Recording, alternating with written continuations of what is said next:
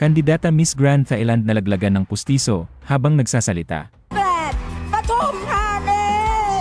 Pero bago ang lahat, kung ikaw ay bago sa aking channel, huwag kalimutan na mag-subscribe at i-click ang notification bell for more trending news.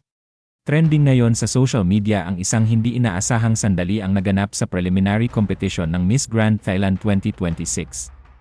Ito ay matapos makaranas ang isang kandidata ng isang nakakagulat na aberya habang nagbibigay ng kanyang pagpapakilala.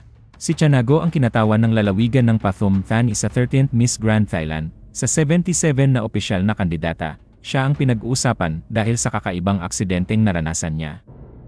Sa kalagitnaan ng pagpapakilala ng kanyang sarili nang biglang natanggal ang kanyang dental veneers. Sandali niyang naantala ang kanyang pagsasalita dahil sa insidente na nakakuha ng atensyon mula sa mga manonood at online.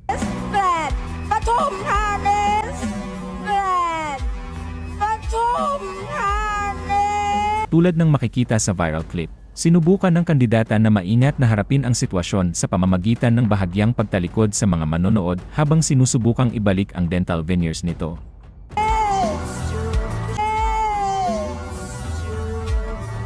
Sa kabila ng hindi inaasahang pagkaantala, nanatili siyang kalmado at propesyonal sa buong pagsubok.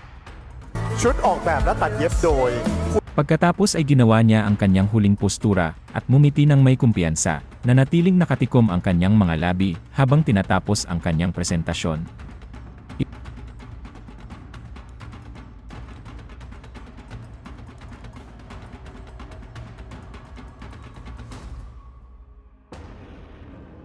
Ipinagpatuloy niya ang pagrampa sa entablado na parang walang nangyari.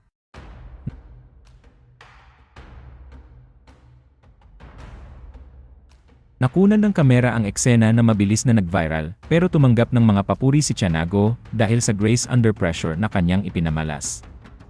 Ang kanyang kalmado at magandang tugon sa insidente ay umani ng halo-halong reaksyon mula sa mga netizens, kung saan ang ilan ay pinuri ang kanyang poise sa ilalim ng pressure.